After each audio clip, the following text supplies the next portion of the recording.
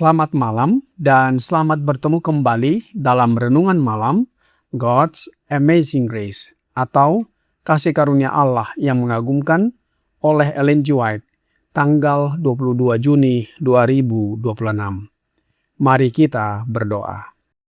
Bapa kami yang di sorga, Allah pencipta langit dan bumi, laut beserta segala isinya. Satu-satunya Allah yang benar yang kami sembah selalu melalui anak-Mu Yesus Kristus. Kami bersyukur dan berterima kasih oleh sebab penyertaan dan perlindungan Bapa sepanjang hari dalam seluruh aktivitas dan pekerjaan kami. Pada malam ini, kami akan mendengarkan firman-Mu. Mohon karuniakan Roh Yesus Kristus dalam hati kami, sehingga kami dapat menghidupkan firman yang kami pelajari dan dengarkan. Besertalah dengan kami sepanjang malam ini, ya Bapa. Kami persembahkan doa ini di dalam nama Yesus Kristus, yang adalah Tuhan dan Juru Selamat kami. Amin. Renungan malam ini berjudul Kasih Karunia Cukup Untuk Semua. Ayat inti terdapat di dalam Roma 5 ayat 17. Demikian firman Tuhan. Sebab jika oleh dosa satu orang, maut telah berkuasa oleh satu orang itu, maka lebih benar lagi mereka yang telah menerima kelimpahan kasih karunia dan anugerah kebenaran akan hidup dan berkuasa oleh karena satu orang itu, yaitu Yesus Kristus. Allah memiliki kelimpahan kasih karunia dan kuasa yang menanti permintaan kita. Tetapi alasan kita tidak merasakan kebutuhan besar kita akan hal itu adalah karena kita mengandalkan diri kita sendiri dan bukan Yesus. Kita tidak meninggikan Yesus dan bergantung sepenuhnya pada jasa-jasanya. Penyediaan yang dibuat sudah lengkap dan kebenaran kekal Kristus diperhitungkan kepada setiap jiwa yang percaya. Jubah yang mahal dan tanpa noda yang ditunun di alat tenun sorga telah disediakan bagi orang berdosa yang bertobat dan percaya, dan ia dapat berkata, "Aku bersukaria di dalam Tuhan, jiwaku bersorak-sorai di dalam Allahku, sebab ia mengenakan pakaian keselamatan kepadaku dan menyelubungi aku dengan jubah kebenaran." Yesaya 61 ayat 10. Kasih karunia yang berlimpah telah disediakan supaya jiwa orang yang percaya bebas dari dosa. Karena seluruh sorga dengan sumber dayanya yang tak terbatas telah ditempatkan di bawah pemerintah kita. Kita harus menimba dari sumur keselamatan. Dalam diri kita sendiri, kita adalah orang berdosa. Tetapi dalam Kristus kita adalah orang benar. Setelah menjadikan kita benar melalui kebenaran Kristus yang diperhitungkan, Allah menyatakan kita benar dan memperlakukan kita sebagai orang benar. Ia memandang kita sebagai anak-anaknya yang terkasih. Kristus bekerja melawan kuasa dosa, dan di mana dosa berlimpah, kasih karunia jauh lebih berlimpah. Kita mungkin membuat kemajuan setiap hari di jalan yang menanjak menuju kekudusan, dan kita masih menemukan ketinggian yang lebih besar untuk dicapai.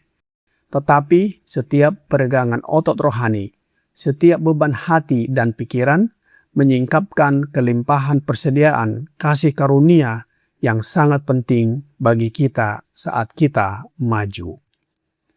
Semakin kita merenungkan kekayaan ini, semakin kita akan memilikinya, dan semakin kita akan menyatakan jasa korban Kristus, perlindungan kebenarannya, kasihnya yang tak terkatakan, kepenuhan hikmatnya, dan kuasanya untuk mempersembahkan kita di hadapan Bapa tanpa cacat atau kerut atau sesuatu yang semacam itu.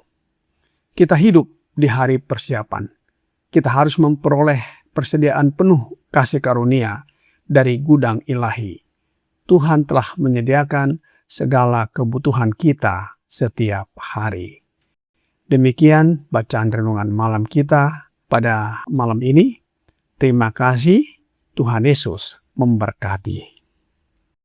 Saudara-saudari dalam Yesus Kristus, sejak kejatuhan Adam, dosa bukan hanya menjadi tindakan pelanggaran terhadap kehendak Allah. Dosa telah menjadi kuasa yang bekerja dalam kehidupan manusia, membawa manusia di bawah pengaruh dan pemerintahannya. Karena itulah, banyak orang percaya bergumul dengan pertanyaan, apakah kuasa dosa akan selalu lebih kuat daripada saya? Apakah kemenangan atas dosa benar-benar memungkinkan? Firman Allah memberikan jawaban yang jelas. Roh Nubuat di dalam The Review and Herald tanggal 18 November 1909 paragraf 12 berkata, Allah telah mengadakan penyediaan yang melimpah supaya kita dapat berdiri sempurna dalam kasih karunia-Nya, tidak kekurangan apapun. Allah tidak memberikan kasih karunia secara terbatas. Dalam Kristus, Ia telah menyediakan segala sesuatu yang diperlukan bagi keselamatan dan pertumbuhan rohani umat-Nya. Penyediaan itu lengkap dan cukup untuk memenuhi kebutuhan setiap orang yang datang kepadanya dengan iman. Lalu, bagaimana kasih karunia bekerja bagi orang berdosa? Langkah pertama adalah pembenaran.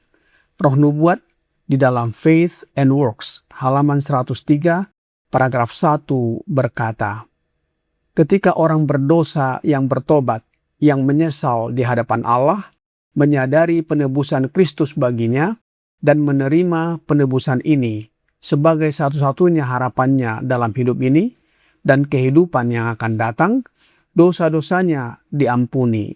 Inilah pembenaran oleh iman. Ketika seorang berdosa datang kepada Kristus dengan pertobatan dan iman, ia tidak diterima karena kesalehannya sendiri. Ia diterima karena kebenaran Kristus diperhitungkan kepadanya. Allah menyatakan kita benar dan memperlakukan kita sebagai orang benar. Ia memandang kita sebagai anak-anaknya yang terkasih. Kristus bekerja melawan kuasa dosa, dan di mana dosa berlimpah, kasih karunia jauh lebih berlimpah. Inilah yang digambarkan oleh Alkitab dan Roh Nubuat sebagai jubah kebenaran Kristus.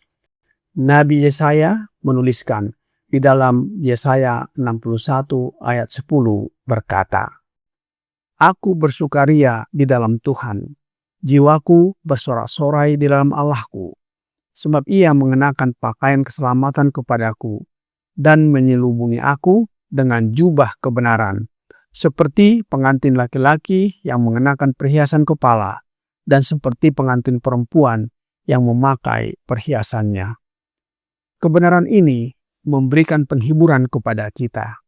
Ketika Allah memandang orang percaya yang bertobat, Dia tidak melihat catatan dosanya yang lalu. Dia melihat kebenaran Kristus atau jubah yang sempurna menutupi orang tersebut.